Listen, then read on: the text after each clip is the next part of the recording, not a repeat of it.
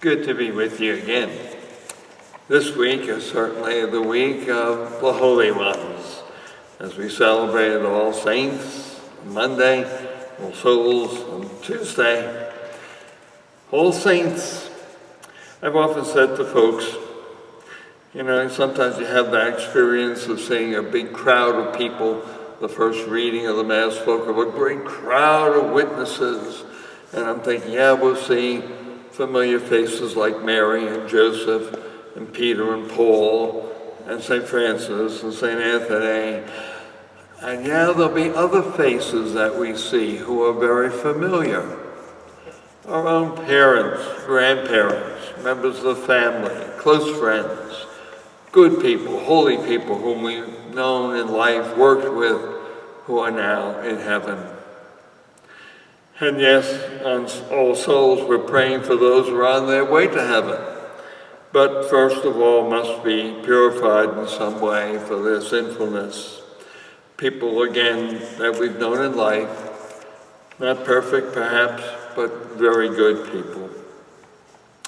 But I always think after those two feasts, on November 3rd and 4th, we have two saints who are so completely different. It's like the church saying to us, see what we said in All Saints' Day, that God is calling all of us to holiness, not just a few. You're not being called to a second-class citizenship. No, we're all called to be nothing less than holy. And on November 3rd, we have the feast of St. Martin de Porres, and on the 4th, St. Charles Borromeo. And I can't think of any two people who would be more different. Martin de Porres was born in 1579 in Lima, Peru. His mother was a black slave. His father, a Spanish nobleman. And so for some 8 years, his father never would acknowledge him as his son. He was so concerned about the color of his skin. And finally, when he was accepted as son, still living in poverty, his mother at one point gave him as an apprentice to a barber, so he learned to cut hair, but in those days barbers also drew blood. That was one of the ways that people dealt with sickness. They would have a bloodletting. Eventually he decided he would like to enter the religious life, but he didn't feel himself worthy. And so he asked to just be a lay brother. After some 9 years, he was part of the Dominican community, and finally they begged him to join them as a true Dominican brother.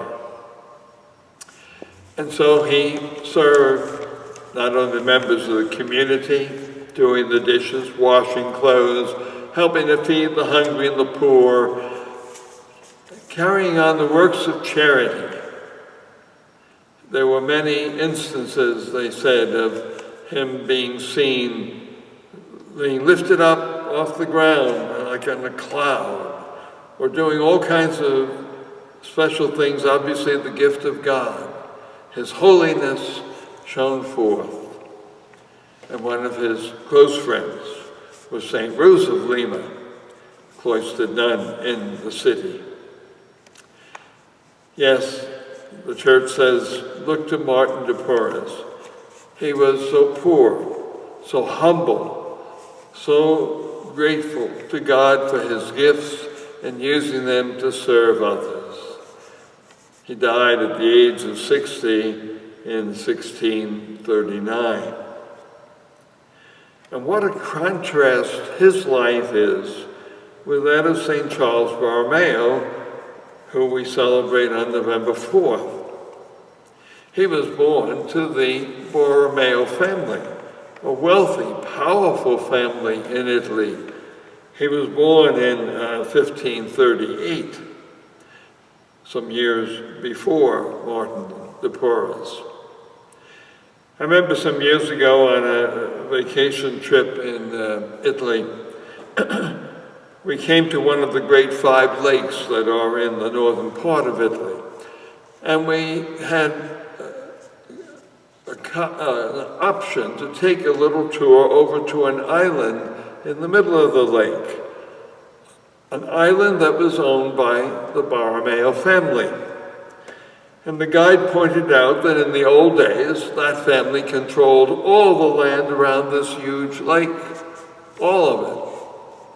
And this obviously was something of a palace, beautiful gardens. Charles Borromeo could have had all that, lived a life of luxury, born with a silver spoon in his mouth, as they say. And he had another advantage. His uncle was the Pope. And so the Pope made him a cardinal, they say at the age of 12. He put him in charge of all kinds of responsibilities in the papal states at the age of 21. And he wasn't even ordained yet. He wasn't ordained a priest until 25. Yes, he could have sat back and enjoyed a comfortable life. Unfortunately, the custom of nepotism, giving church offices and responsibilities to members of the family, was all too prevalent in the medieval period, source of many of the problems for the church in those 1500s. But instead of sitting back and enjoying the luxuries and comforts of life, Charles threw himself into the ministry. He was ordained, as we said, at 25, and soon after became Bishop of Milan, the large city in northern Italy. And he used his influence at the Vatican. He became the Secretary of State, in charge of all the details of governing the papal states, which were the central part of Italy then. For some years, as you may remember, there was a Council of Trent, which was called in reaction to the Protestant Reformation. It had had 3 sessions off and on, interrupted many times by warfare, conflicts, whatever. And the church didn't seem to know what it was doing, how to address this problem of the Protestant reform. And it was St. Charles who persuaded the Pope to call the council back for a 4th session after a 10-year delay. And there in the council, he handled all the correspondence. He did everything to get people together to address the real problems of the church. The church needed reform. There were abuses that needed to be corrected, and he got them to do what was needed. And so after the council, then he became one of the leading figures in translating the documents of the Council of Trent into action in all the dioceses. He especially influenced those dioceses in northern Italy near him. And so he reformed the clergy. He reformed the celebration sacraments. It is said he's the first one to develop a confessional to assure people of their privacy when they went to confession. He instituted many other reforms to reach out to the people. And something that we can appreciate more these days after COVID, when a great plague hit the city, he reached out to the poor, visited the sick, arranged for tens of thousands of people to be fed, using his share of any wealth from his family. He became the model of a good Catholic priest and bishop. It's not a coincidence that the major seminary in Philadelphia has been called St. Charles Seminary on the main line. And the seminary in Baltimore for those preparing for the major seminary was St. Charles Seminary. Yes, the church has put before all Catholic priests and bishops the example of St. Charles, a true great priest. Someone who could have enjoyed life, sat back and enjoyed all the luxuries and comforts of life, and instead gave himself in humility and poverty to serve God's people. Two saints so different. Martin so poor, so neglected, so obscure in a way, and here Charles, from a family with such riches and power, but both of them now reigning in heaven as saints of God and examples to all of us.